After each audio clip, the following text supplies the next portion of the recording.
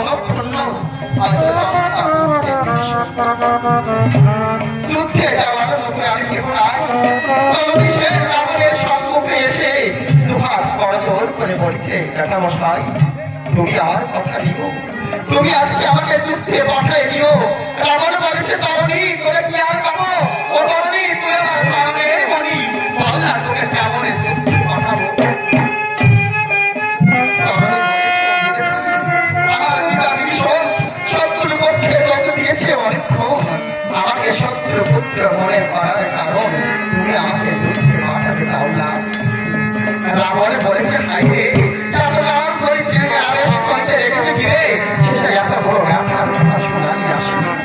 যা এই মুহূর্তে বর্তমান তোমার কাছ থেকে যুদ্ধে যাওয়ার অনুমতি নাও।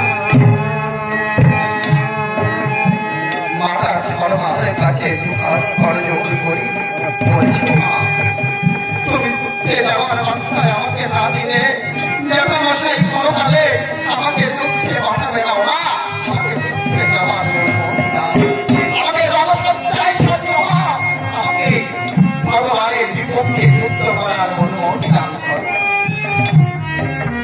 দুটা চোখের জল ফেলে বলেছে, বিকাল তরুণী তুই তো আমার মায়ের তরুণী, ও তরুণী তোরে কি আর পাবো?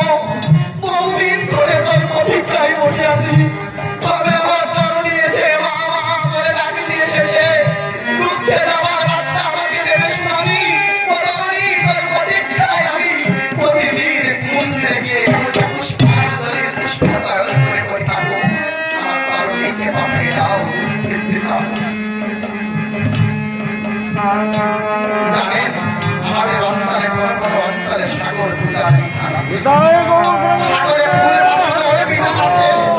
রাজবালিকার জীবনে বড় বাসনা ছিল সাগরের মুখে ফুল ভাসাবে কিনা, কিন্তু সময় হল না, জীবনের বেলা অপরাধ নাই। আমি আর বসে করিনি, কুলু কুলু কালে ছুটে চলেছে সাগর সংসারে। একদিন অপরাধ করে অঞ্জলি ভরে ফুল দিয়ে নদীর কুলে দাঁড়িয়ে বলেছে, নদী রে কোনো বাসনা ছিল জীবনে সাগরের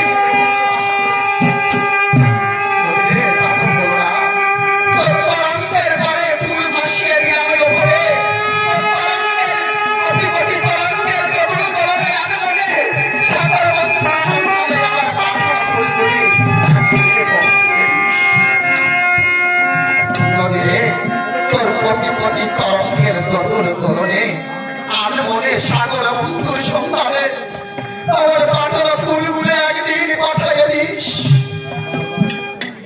জোয়ার ভাটা টানে টানে নদী চলেছে সাগর বন্ধুর সন্ধান, যেমন করে ফুলগুলো পৌঁছে দিল সাগর বন্ধুর পার। ও তরণী আমার মনে পড়ে বেদনা, তাই তো দিল বন্ধু আরের চাওয়ার পাবো না। আমার দুপাটা চোখের জল ভাসিয়ে দিলাম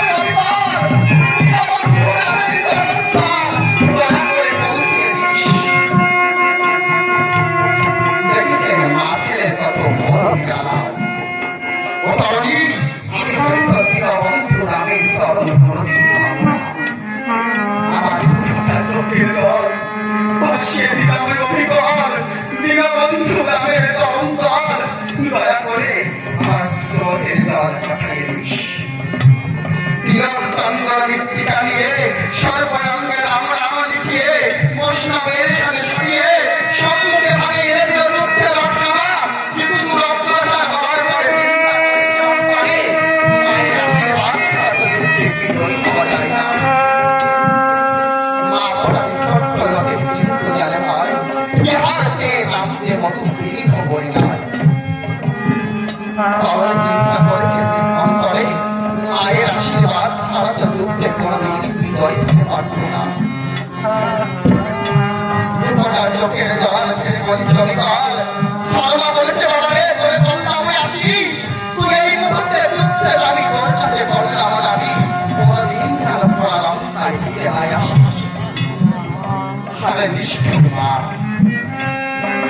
বলছে, বাবা তুই এই মুহূর্তে বললাম আসিস, তুই আমার কথা নিবি, তুই যুদ্ধে যাবি, কোনদিন যেন পড়ালাম তাই ফিরে আয় আসিস। যুদ্ধে যাওয়ার সাথে সাথে একে আমার রথুনাতে বলেছে, মিত্রের বিধন কত নিশা গেল গেল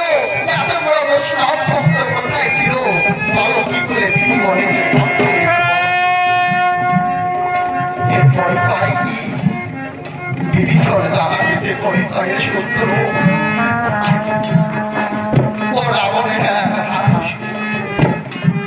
দেখছেন কত নিষ্ঠুর এটা বলছে ঠাকুর কি বলবো সত্য কথা ও রাবণের এক হাতুষ পুত্র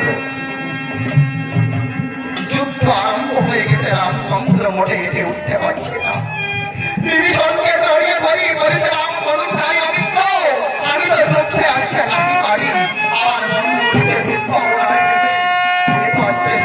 জমালি কাটিয়ে দেবে বললাম মিত্র এরপর মানা খাবে আমি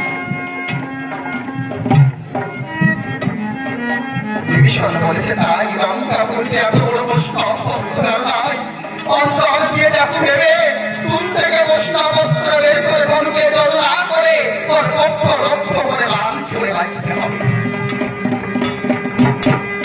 নিজের পিতা সন্তানের মৃত্যু সন্ধান বলে দিচ্ছে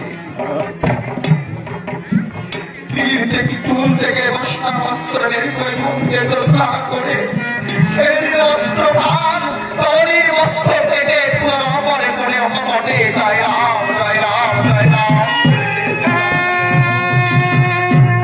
বিভীষণের অপরে লাগে তারা পুত্রের বস্ত্র পরে পরে নিয়ে বলেছে বাবারে তুমি এই মুহূর্তে যে দেশে করেছো তোমার নিষ্ঠুর অযোগ্য পিতার জন্য তোমার পাশে একটু জায়গা রেখে দিব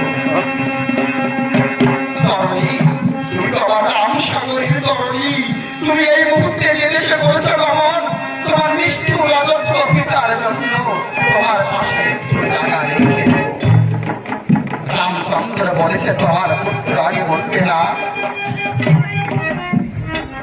বিভীষণ বলেছে হাই রে জগতের তুমি তো বিশ্বপিতা তুমি এত নিষ্ঠুর যে তরুণী কার ছেলে তুমি তা জানলে না কি বলবো রাম দয়াময় বলি তোমার বরাবরই যে অযোধ্যা নগরীতে একটা শৃঙ্খলে আমাকে আবদ্ধ করে রেখেছিল আজ তোমার চরণে এসে জীবনের মোড় ছেড়ে গেল